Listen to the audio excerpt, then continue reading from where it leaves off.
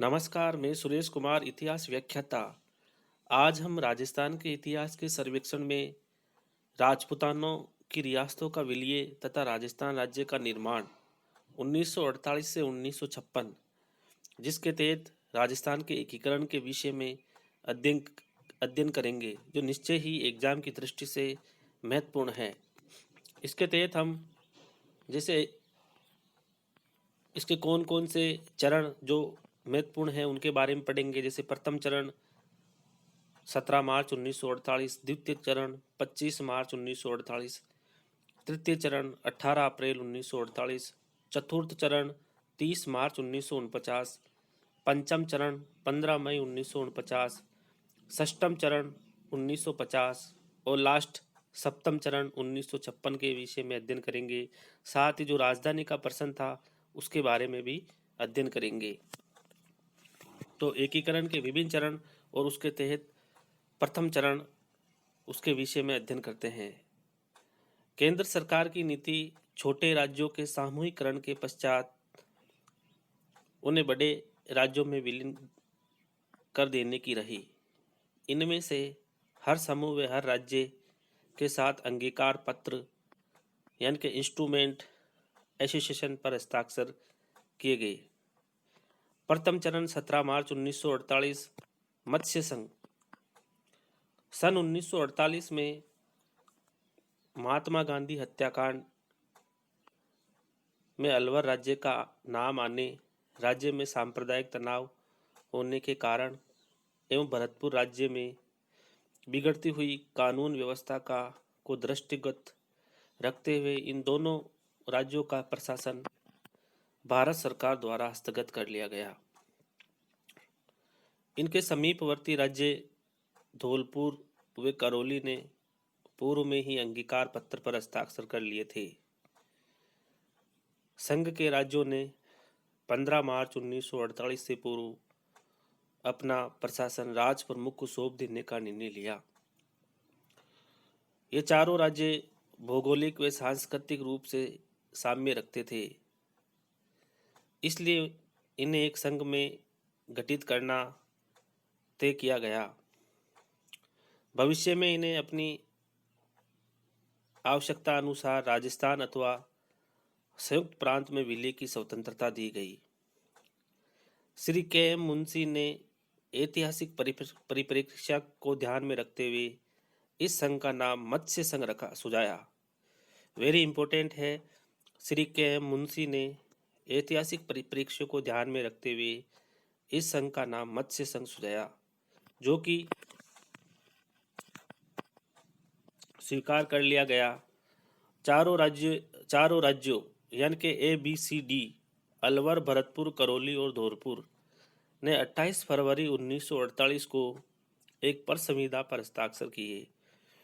धौलपुर के महाराजा इस संघ के अध्यक्ष व अलवर के शासक इसके उपाध्यक्ष बनाए गए। इस संघ को संयुक्त राज्य मत्स्य संघ कहा गया व इसके अध्यक्ष को राज प्रमुख का पदनाम दिया गया। ये संघ 17 मार्च 1948 को अस्तित्व में आया और 18 मार्च को इसका उद्घाटन केंद्रीय मंत्री श्री VN गाडगिल ने किया।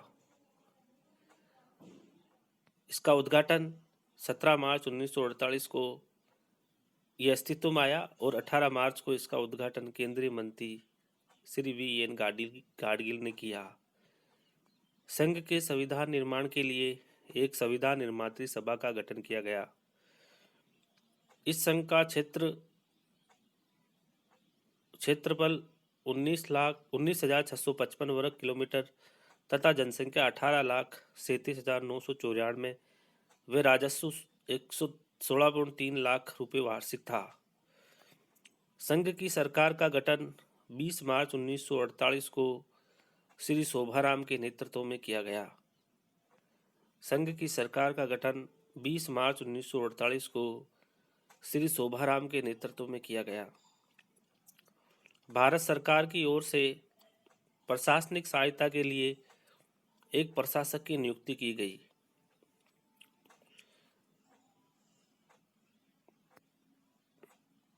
ये उत्तरदायित्व पहले श्री KBL सेठ और फिर बाद में श्री KB लाल ने संभाला। यानी कि एक भारत सरकार की ओर से प्रशासनिक सहायता के लिए एक प्रशासक नियुक्त किया गया और ये उत्तरदायित्व पहले श्री KBL सेठ और फिर बाद में श्री KB लाल ने संभाला।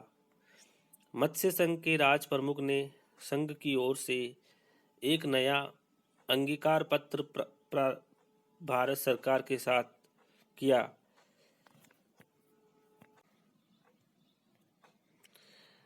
जिसने पूर्व में चारों राज्यों के शासकों ABCD के शासकों द्वारा किए गए अंगीकार पत्र का स्थान ले लिया। मत्स्य संघ 7 अक्टूबर 1948 को भारत संघ में सम्मिलित हो गया। मत्स्य संघ 7 अक्टूबर 1948 को भारत संघ में सम्मिलित हो गया। ये स्वीकार किया गया कि भविष्य में भारत के भावी संविधान को मानने वे लागू करने के लिए उसे बाध्य नहीं किया जाएगा।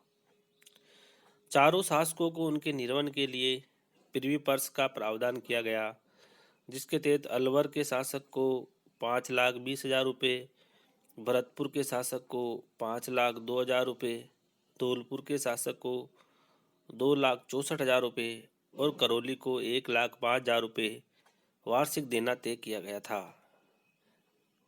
प्रिवी पर्स, जिसको 1975 में इंदिरा गांधी ने समाप्त कर दिया था।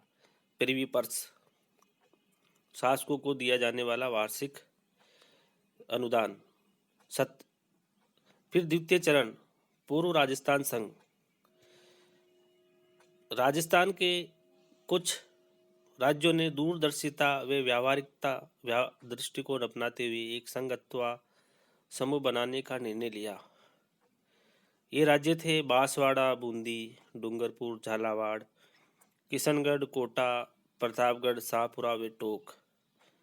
यानी कि डूंगरपुर, बांसवाड़ा, कोटा, बूंदी, झालावाड़, किशनगढ़, प्रतापगढ़, शाहपुरा व टोंक, ये 10 रियासत थे। किशनगढ़ व टोंक की सीमा संबंधी समस्या को पहले हल किया गया।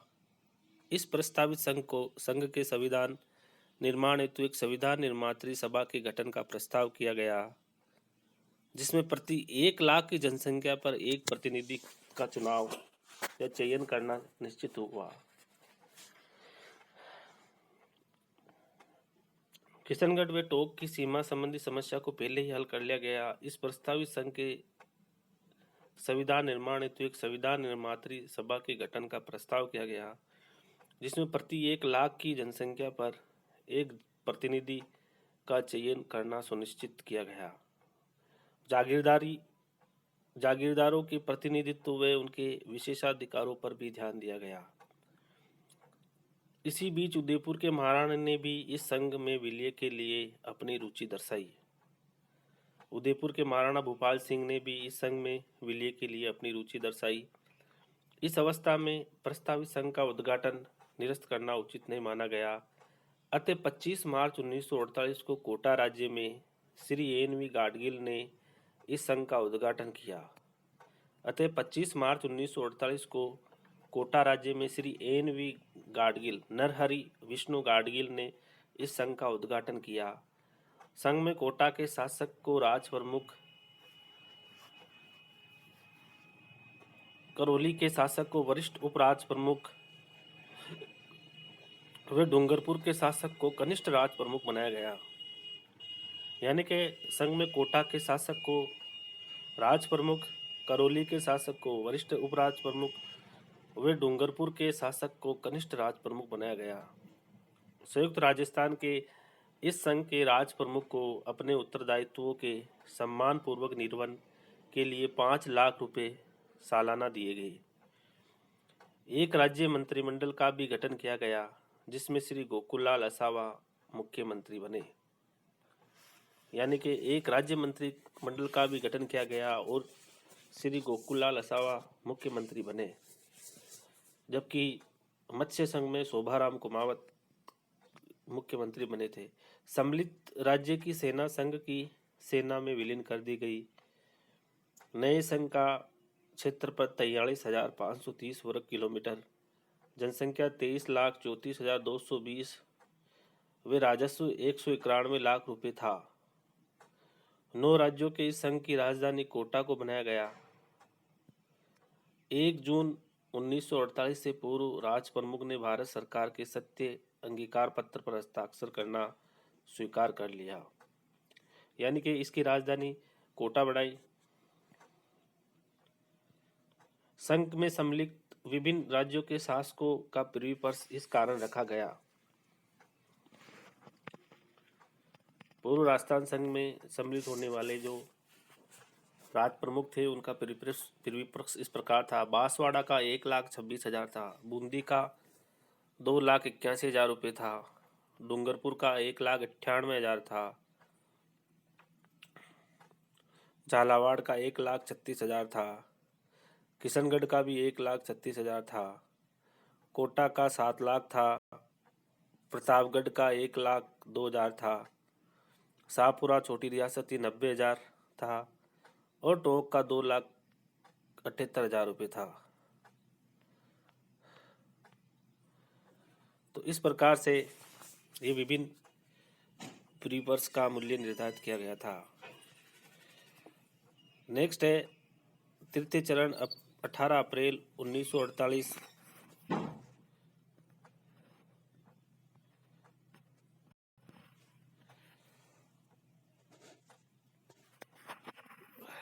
सॉरी,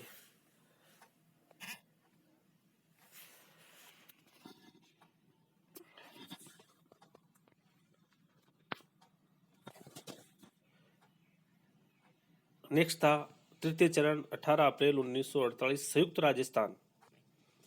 उदयपुर के शासक ने पूर्व में संयुक्त राजस्थान में सम्मिलित होने की इच्छा व्यक्त की थी। राजस्थान के एक बड़े राज्य द्वारा ऐसा कदम एकीकरण व विलय के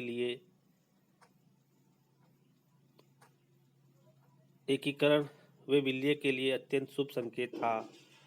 रियासती विभाग ने इसमें एक नया अवसर मानते हुए विदेश, दूर संचार व रक्षा विषयक मामलों पर एक नया अंगीकार पत्र तैयार करवाया। एक अन्य प्रस्ताव भी तैयार की गई जिसके तहत राज प्रमुख को अधिकृत किया गया। वे संघीय व समवर्ती सूची के कुछ विषयों पर कानून बनाने के लिए उन्हें केंद्रीय कार्यपालिका को समर्पित कर सकता था। ये प्रस्ताव यानी कोवेनन 11 अप्रैल 1948 को स्वीकृत हुआ। नवनिर्मित संघ का 18 अप्रैल 1948 को उदयपुर में पंडित जवाहरलाल नेहरू ने किया, यानी कि इसका उद्घाटन पंडित जवाहरलाल नेहरू ने किया, जबकि पिछले वाले पूर्व राजस्थान संघ का उद्घाटन एन.वी. गाडगिल ने किया था।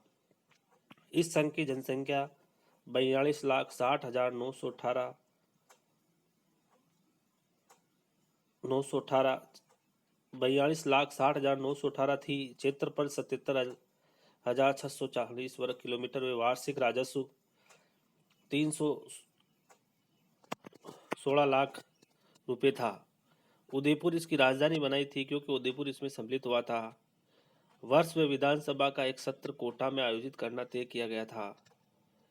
कोटा के प्रशासनिक अधिकारी व कोटा सेना की इकाइयां पूर्ववत कोटा में रखी गई। इसके अतिरिक्त वन विभाग का स्कूल, पुलिस प्रशिक्षण कॉलेज व एरोनॉटिकल कॉलेज भी पूर्ववत कोटा में ही रखे गए। इसके अतिरिक्त वन विभाग का स्कूल, पुलिस प्रशिक्षण कॉलेज व एरोनॉटिकल कॉलेज भी पूर्ववत कोटा में ही रखे गए। कोटा में एक संभागीय आयुक्त व मुख्यालय खोलने का प्रावधान भी किया गया। संयुक्त राजस्थान के प्रतिनिधियों व स्थायी समिति स्टैंडिंग कमेटी के साथ राजपूताना रीजनल काउंसिल के संसदीय बोर्ड की मीटिंग में तय किया गया कि श्री माणिक्यलाल वर्मा, जो भारतीय संविधान निर्मात्री सभा के सदस्य होने के साथ साथ राजपूताना रीजनल काउंसिल के महासचिव भी थे, इस नवनिर्मित संघ के मुख्यमंत्री बने। श्री माणिक्यलाल वर्मा, जो भारतीय संविधान निर्मात्री सभा के सदस्य होने के साथ साथ राजपूताना रीजनल काउंसिल के महासचिव भी थे, इस नवनिर्मित संघ के अध्यक्ष बने। बनेंगे। इस प्रकार इन सब राज्यों ने भारत के साथ 31 मई 1948 को एक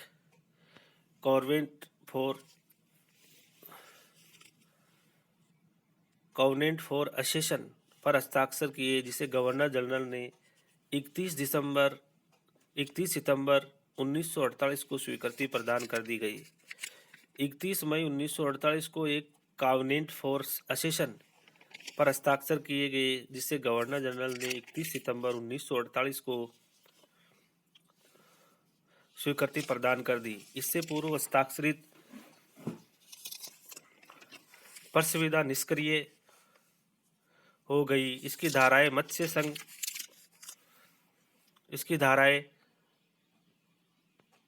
मत्स्य संघ द्वारा हस्ताक्षरित प्रस्तावना के समान ही थी।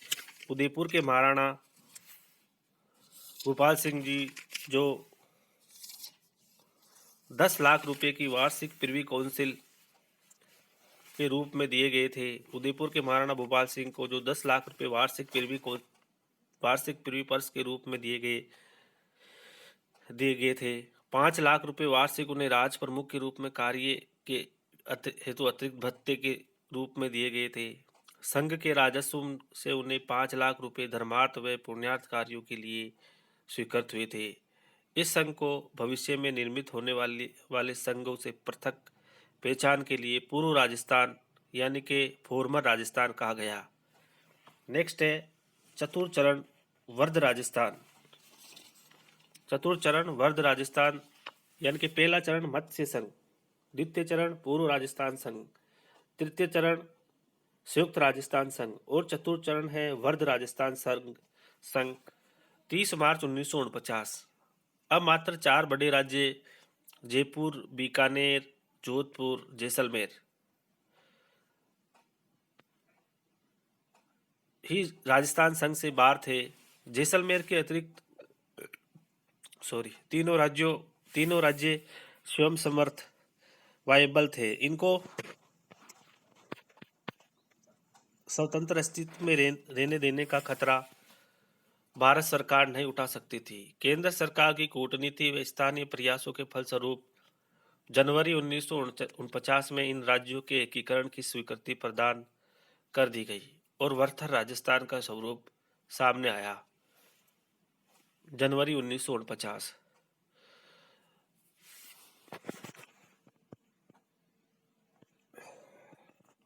मेवाड़ के महाराणा इतिहास में गौरवपूर्ण स्थान में जनमानस में उनके प्रति श्रद्धा को ध्यान में रखते हुए उन्हें आजीवन महाराज प्रमुख पद दिया गया।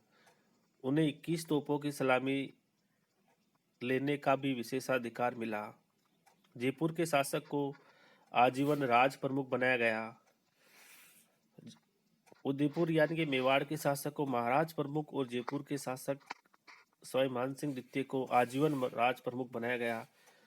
वही जोधपुर व कोटा के शासकों को वरिष्ठ उपराज प्रमुख और बूंदी व डूंगरपुर के शासकों को कनिष्ठ उपराज प्रमुख 5 वर्ष के लिए बनाया गया। बाहरी राज्यों के नव सम्मिलित शासकों के प्रीपर्स भी निर्धारित किए गए, जिसमें बीकानेर को 17 लाख रुपए, जोधपुर को 17.50 लाख रुपए, जयपुर को 18 लाख रुपए व जैसलमेर को 1.80 लाख रुपए वार्षिक स्वीकृत हुए। राज प्रमुख को 5.50 लाख रुपए प्रति वर्ष भत्ता भी प्रदान किया गया। इस नए संघ का क्षेत्रफल 3,13,100 वर्ग किलोमीटर व जनसंख्या 1,12,00,000 थी। संघ का उद्घाटन जयपुर में सरदार वल्लभ भाई पटेल ने 30 मार्च 1949 को किया। यानी कि चतुर्थ चरण में सरदार वल्लभ भाई पटेल ने 30 मार्च 1949 को इस संघ का उद्घाटन किया, जो कि भारत के लौह पुरुष और रियासतों के एकीकरण में महत्वपूर्ण भूमिका निभाई थी। 7 अप्रैल 1949 को जयपुर, जोधपुर, बीकानेर व जैसलमेर ने अपनी रियासत के प्रशासन को संघ के राज प्रमुख को हस्तांतरित कर दिया। पूर्व राजस्थान के महाराज प्रमुख ने भी अपने संघ के प्रशासन को नवनिर्मित संघ को हस्तांतरित कर दिया। केंद्र सरकार ने के रियासती विभाग की सलाह से इस संघ के मंत्रिमंडल का गठन निम्न प्रकार से हुआ। यानी कि केंद्र सरकार के रियासती विभाग की सलाह से इस संघ के मंत्रिमंडल का गठन निम्न प्रकार से हुआ। श्री हीरालाल शास्त्री मुख्यमंत्री नियुक्ति, वित्त, सामान्य प्रशासन, राजनीति विभाग और राजस्व। श्री प्रेम नारायण माथुर सह शिक्षा, प्रचार, कारखाने, जात, भ्रष्टाचार निरोध। श्री सिद्धराज टड्डा वाणिज्य व उद्योग। श्री भूरेलाल भैया परिवहन, संचार, सार्वजनिक निर्माण। श्री रघुवर दयाल गोयल खाद्य, वन, कृषि। श्री फूलचंद बाफना स्थानीय स्वायत्त स्वशासन। श्री वेदपाल त्यागी न्याय व कानून, शरणार्थी पुनर्स्थापना। राव राजा हनुत सिंह स्वास्थ्य, चिकित्सा व जेल। श्री नरसिंह कच्छावा श्रम, सहकारिता व ग्रामीण पुनरुत्थान। श्री शोभाराम राजस्व, भू प्रबंध व भू रिकॉर्ड। इन 14 राज्यों ने 15 अप्रैल 1949 से पूर्व भारत सरकार में संघ के रूप में विलय होना स्वीकार किया। इसके साथ ही पूर्व में उनके द्वारा हस्ताक्षरित भारत सरकार के साथ पर संविदा कॉवेनेंट निरस्त मानी गई। यह संघ वृहत्तर राजस्थान के नाम से जाना गया। नेक्स्ट है पंचम चरण 15 मई 1949, संयुक्त वर्ध राजस्थान। इस समय मत्स्य संघ को लेकर एक नया विवाद आरंभ हो गया था। मत्स्य संघ के राजस्थान में अथवा संयुक्त प्रांत में विलय को लेकर मतभेद व असमंजस की स्थिति बनी हुई थी। जहां एक और अलवर व करौली राजस्थान में विलय के इच्छुक थे, वहीं धौलपुर व भरतपुर का मंतव्य स्पष्ट नहीं था। यानी कि अलवर और करौली राजस्थान में विलय के इच्छुक थे, वहीं धौलपुर व भरतपुर का मंतव्य स्पष्ट नहीं था। इस मुद्दे को सुलझाने के लिए एक समिति का गठन किया गया, जिसमें शंकर राव देव अध्यक्ष, श्री R.K. सिंगल व प्रभुदयाल हिम्मत सिंह का सदस्य थे। प्रश्नावली के द्वारा आम सभा के जरिए लोगों का मत जानने के पश्चात समिति ने राय दी कि आम राय मत्स्य संघ के राजस्थान में विलय के पक्ष में है। इस राय को भारत सरकार ने स्वीकार कर लिया। समिति ने यह भी सिफारिश की कि कुछ समय पश्चात एक नियमित जनमत संग्रह द्वारा जनता की सामान्य इच्छा का निर्धारण किया जाए। 10 मई 1949 को वृहत्तर राजस्थान के राज प्रमुख वे मत्स्य संघ के बीच एक पर संविदा पर हस्ताक्षर हुए। 10 मई 1949 को वृहत्तर राजस्थान के राज प्रमुख व मत्स्य संघ के बीच एक पर संविदा पर हस्ताक्षर हुए, जिसमें 15 मई 1949 को तुरंत प्रभाव से मत्स्य संघ का प्रशासन राजस्थान संघ को हस्तांतरित कर दिया गया। संयुक्त संघ के राज प्रमुख ने प्रशासकीय सुविधा के लिए एक प्रशासक श्री KB लाल की अस्थायी नियुक्ति की। यानी कि संयुक्त संघ के राज प्रमुख ने प्रशासकीय सुविधा के लिए एक प्रशासक श्री KB लाल की अस्थायी नियुक्ति की। कुछ समय पश्चात श्री N.R. चंदोरकर प्रशासक बने। 23 नवंबर 1948 को एक घोषणा जारी कर राज प्रमुख ने कहा कि राजस्थान राज्य के हितों के लिए, जो कि शेष भारत से आर्थिक, राजनीतिक व अन्य क्षेत्रों से जुड़े हैं, ये उपयुक्त होगा कि भारत का भावी संविधान ही राजस्थान के राज्यों का भी संविधान होगा। ये संविधान लागू होने की तारीख से उन सभी संविधानों के प्रतिस्थापित व निरस्त करेगा जो राजस्थान के राज्यों में लागू थे। इस घोषणा से राजस्थान देश के संविधान की परिधि में सम्मिलित हो गया। तो इस प्रकार से हमने पंचम चरण भी पूरा किया। अब हम पढ़ेंगे षष्ठम चरण 1950, और इसका नाम था राजस्थान संघ। 26 जनवरी 1950 राजस्थान संघ। सिरोही राज्य के पर्सन को लेकर राजनीतिक हलचल हलकों में गहरे मतभेद थे। नवंबर 1947 में ये सुझाव दिया गया कि सिरोही का विलय गुजरात में कर दिया जाए, क्योंकि उसके कुछ क्षेत्रों में गुजराती भाषी लोग की बहुलता थी। 1 फरवरी 1948 को सिरोही को गुजरात के स्टेट एजेंसी के अधीन कर दिया गया। 19 मार्च 1948 को जब गुजरात का विलय बम्बई या मुंबई में किया गया,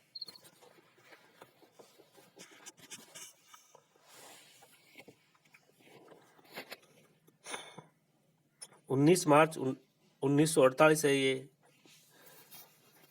को जब गुजरात का विलय बम्बई या मुंबई में किया गया, तो 8 नवंबर 1948 को सिरोही की महारानी के साथ समझौता द्वारा सिरोही एक केंद्र प्रशासित प्रदेश बन गया। 5 जनवरी 1949 को बम्बई सरकार ने सिरोही का प्रशासन हस्तगत कर लिया, जिसकी स्वीकृति भारत सरकार ने दी थी।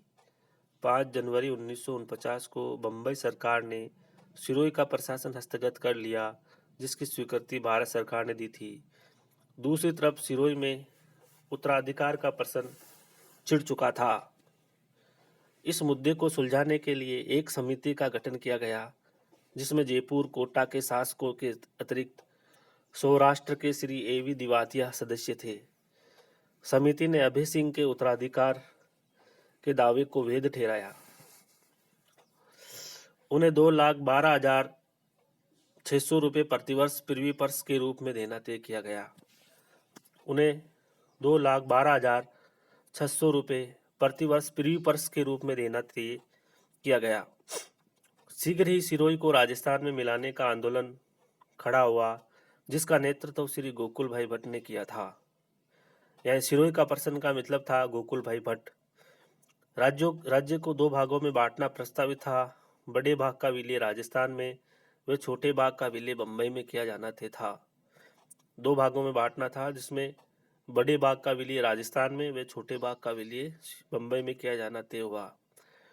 इसकी क्रियान्विति स्टेट्स मर्जर एक्ट बम्बई 1950 के अधिनियम द्वारा हुई, जो 25 जनवरी 1950 को लागू हुआ। 26 जनवरी 1950 को जोधपुर के कमिश्नर ने राजस्थान में विलय होने वाले भागों को अपने नियंत्रण में ले लिया। राज्य सरकार द्वारा 7 फरवरी 1950 को एक अधिसूचना जारी हुई, जिसमें राजस्थान में सम्मिलित भागों का क्षेत्राधिकार विस्तार पूर्वक वर्णित किया गया। यानी कि राज्य सरकार द्वारा 7 फरवरी 1950 को एक अधिसूचना जारी हुई, जिसमें राजस्थान में सम्मिलित भागों का क्षेत्राधिकार विस्तार पूर्वक वर्णित किया गया। इसके अनुसार सिरोही के जो भाग बम्बई में शामिल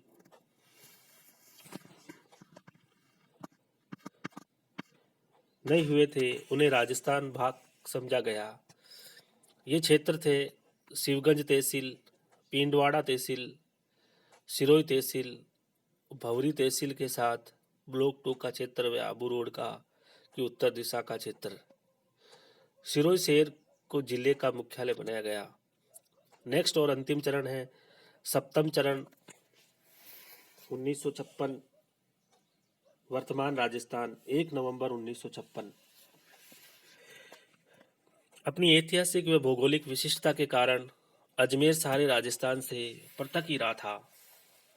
राजपूताना राज्य के विपरीत 2417 वर्ग मील का यह क्षेत्र सन 1818 से देश के स्वतंत्र होने तक 1947 तक सीधे ब्रिटिश सत्ता के अधीन था, क्योंकि केंद्र शासित प्रदेश था। एकीकरण की प्रक्रिया में यही क्षेत्र राजस्थान के बाहर रह गया था। स्वतंत्रता प्राप्ति के बाद ऐसी चर्चाएं चली कि अजमेर मेरवाड़ा संभवतः संभावित राजस्थान संघ का हिस्सा बन जाए, परंतु भारत सरकार ने इसे विशिष्ट कारणों से केंद्र शासित क्षेत्र ही रखा और एक परामर्शदात्री परिषद की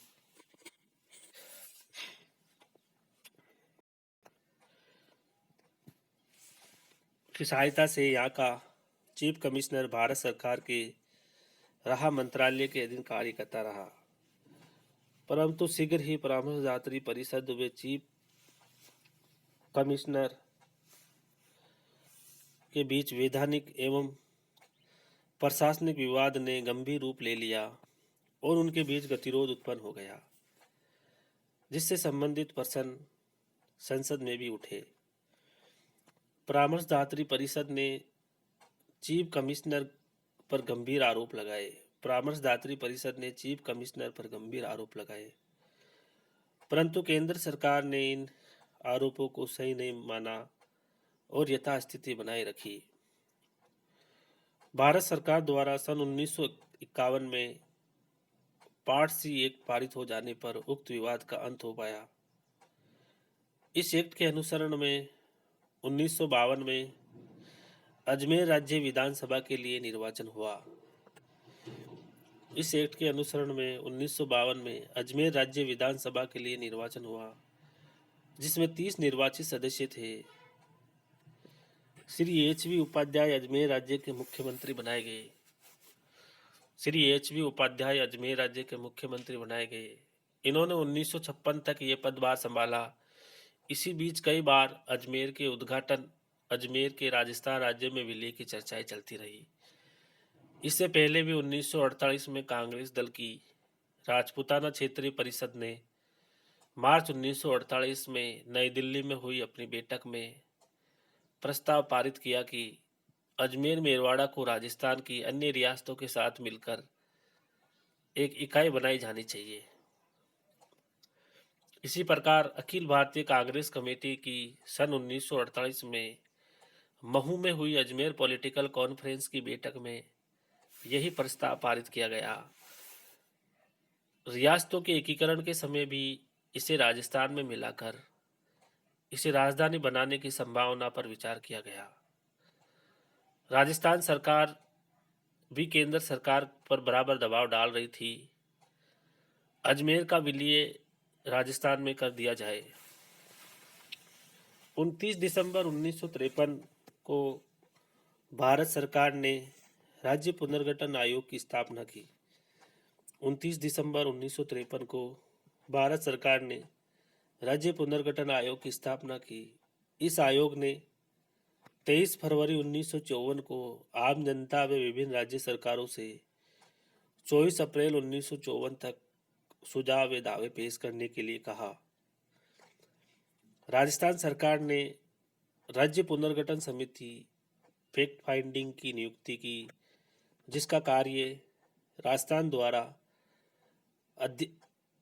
अध्यर्थ किए गए क्षेत्रों का पक्ष मजबूती से रखा था। साथ ही अन्य राज्यों द्वारा उन्हीं क्षेत्रों का पक्ष मजबूती से रखना था। साथ ही अन्य राज्यों द्वारा उन्हीं क्षेत्रों पर की जाने वाली दावेदारी को निरस्त करना था। अजमेर के मामले में राजस्थान सरकार ने अपने दावे के पक्ष में तर्क दिए कि भौगोलिक, वंश परंपराओं व भाषाई दृष्टि से अजमेर सदा ही राजस्थान का भाग रहा। ब्रिटिश शासनकाल में राजनीतिक कारणों से इसे केंद्र सरकार के अधीन रखा गया, ताकि राजस्थान की रियासतों पर कड़ी नज़र व नियंत्रण रखा जा सके।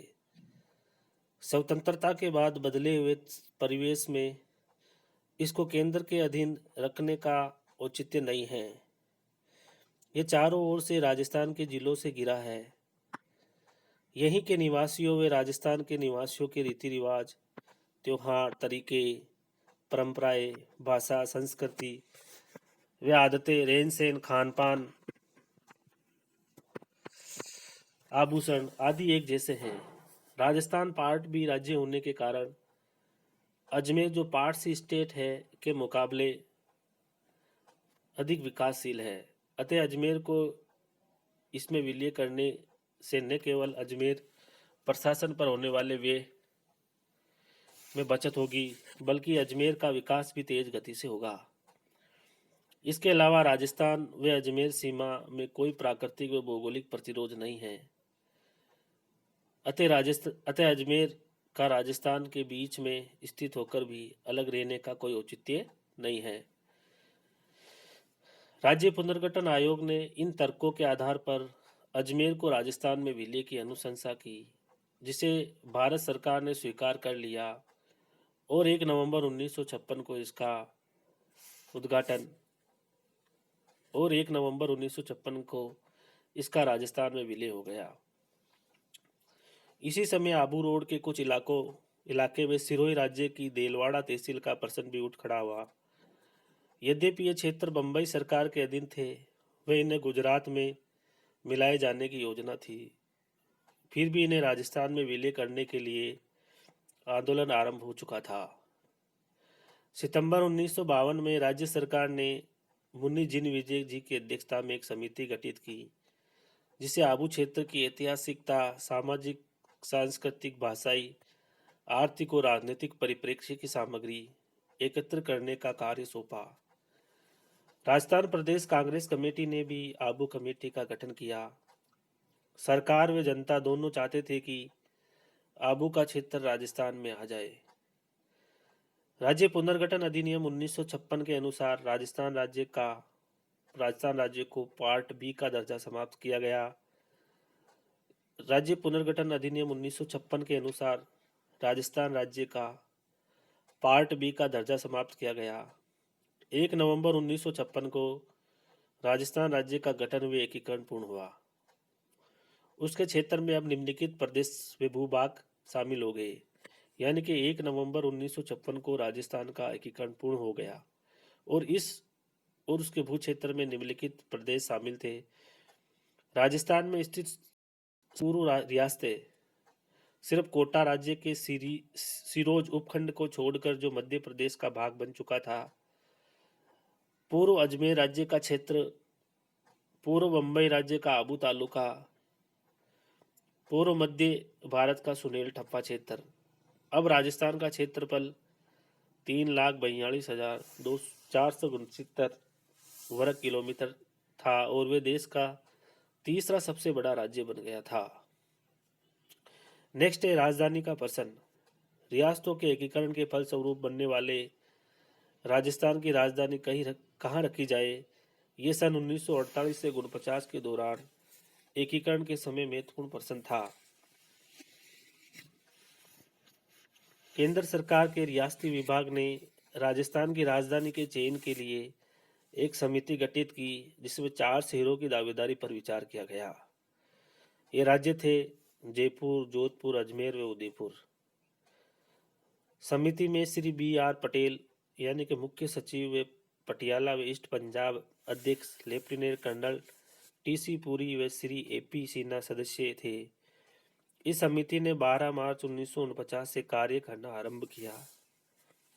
समिति के सामने विचारणीय योग्य विभिन्न मुद्दे थे, जैसे प्रशासनिक सुविधा, भवनों की उपलब्धता, जलवायु, पेयजल की सुविधा, बिजली व अन्य सुविधाएं।